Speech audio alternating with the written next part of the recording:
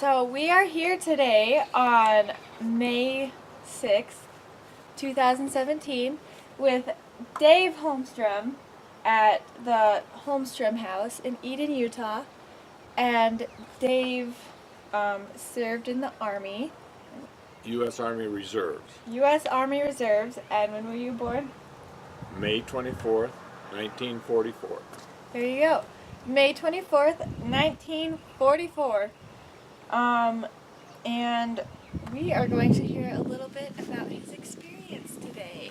And we're just excited to be here. It's a beautiful day. It's beautiful. In Eden, Utah. That's and we're right. excited to be here. That is right. All right, and I think Rosie's going to ask me some questions and I'll give her some answers. Thanks, Dave. You're welcome. Yeah. All right. All right, Dave, were you drafted or did you enlist? I enlisted, and I enlisted only because of the Vietnam War was going on. We're talking about in the 1960s. And I enlisted because I didn't want to be drafted and because I did not agree with the Vietnam War. I did not want to go to Vietnam. So the day I enlisted in the U.S. Army Reserves, the next day I got my draft notice. So I had already enlisted in the reserves. So I spent 6 years in the U.S. Army Reserves. It was Company C of the 321st Engineers, and I was a dump truck driver. Wow. It was exciting. Yes, it was. Dump truck driving. Yeah. We used to go up to Coeur d'Alene, Idaho, and we did 2 weeks of summer camp. So it was a 6-year term. You spent 2 weeks every summer on active duty, and we usually were building roads somewhere. We built a road at one time out in Twilla around the chemical, I'm not sure the proper name, but it was the storage of all the chemicals that were stored out of Twilla, Utah. Wow, that's And cool. that was a little scary. We didn't realize at the time of what we were doing. Yeah, you could have got blown up. That's correct. Yep. And then I remember we built roads up in Coeur d'Alene, Idaho. And then we did some other things, but I can't remember. It's a long time ago. Wow. Well, that's super exciting. Where did you live when you were... I lived in Ogden, Utah. Oh, so you didn't have to go anywhere far. I was married. Sharon and I we got married in 1964. This all took place in probably middle 60s that I went. The term I served was for 6 months, active duty. So I ended up going to Fort Ord, California, where I did my basic training. The whole company was made up pretty much of all the people from Ogden area. There was a guy I served with that we called Alphabet. His name was Orlifo Pikens. He now runs Big D Constructions, and the drill instructor called him Alphabet because he couldn't say his name. Oh, really? So I remember all of us getting on planes and flying to Fort Ord, California. We spent, I'm not quite sure how many days we spent in basic training. I think we spent like around 2 months. Wow.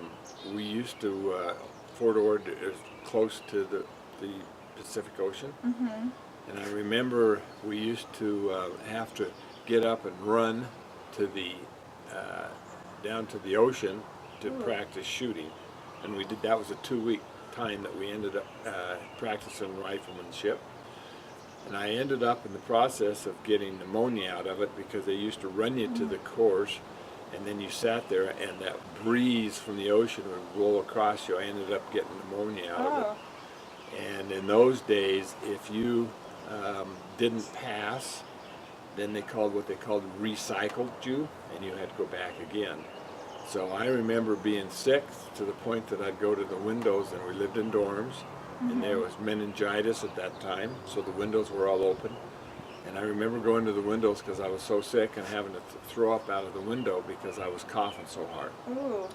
And I did not want to go to the doctor, and I didn't want to go to the hospital, because if I did, they probably would have recycled me. And I wanted to get my time done and out of there. Oh, so if you get recycled, you have to like do it all over again? Do it all over again. Ooh. Exactly. Gross. So I remember doing that. I ended up finally graduating and going into supply, I think. And I remember getting a lot of letters from Sharon when we were married about talking about it. I think I got paid about $95 a month, if I remember right. Oh, Something in that not area. very much. So I sent all that money home to Sharon because that's all we had to live on, and she was doing student teaching at Mount Ogden Junior High School. Wow, what a good husband you are. Yes, I was. Yeah. So, let's see. Do you remember your instructors? I remember. I can't remember his name, but they were all called drill instructors, and we probably had one of the best companies there that competed and did the best because we were all from Utah, and we cared about what we were doing, and we were very good at, and we tried very hard to be the best at it. So I think he was kind of a shining drill instructor when we were through. Oh, good. That's Rosie, here we are back together. Yes. What a yes, team! that's right. Wow, what an interviewer you No, are. You should do this for life. I guess so. God, I think I'd give you an A for this interview. You hear that, Mr. Burkholz? I think it's just perfect. She's very articulate and cute, yeah. smart, and she just did second place in a big horse trial down in Skyline down in Mount Pleasant. Yes. Which is very impressive for her age. Yes. Very Thank impressive. you, Dave. Oh, you're very welcome. Did you hear that? If you have a question on the grade you should have, she should get on this. I'd be happy to talk to you about it. Oh, good. Thanks. Okay, you're welcome. All right, Dave. So, what was life like after the service? Life after the service is that I had to attend 1 month or 1 weekend every month for 5.5 years of going to the Reserve Center, which was down on, I think, 19th and Jackson. And so we'd go in on Saturday and go back Sunday, and we spent 2 days a month doing that. And we just spent 2 weeks every month, or 2 weeks every year in summer camp, doing a project somewhere, which we kind of talked about. Oh. And then I went to work selling parts for Browning Chevrolet down on 26th in Washington. Wow, and it obviously worked out pretty well for you. Well, it did. I learned a lot of things, and I don't know how many more questions you have, but This is the last one. okay, what is it? So that was the last one. Oh, that was You're it. done. Let me just tell you my overall concept of the Army and being a young man. I think that the Army did for me lots of good things. It taught me to be organized. It taught me to clean up after myself. I learned to anticipate the next thing I needed to be done.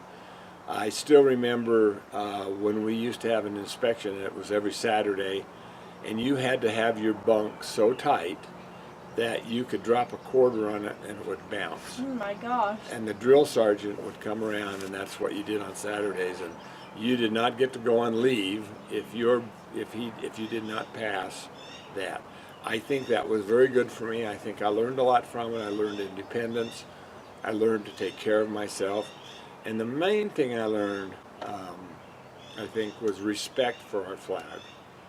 And today, when I see the Spangled Banner, the Star Spangled Banner, I stand up and salute, put my hand over my heart. Aww. And I think we need to do more of that and respect our country.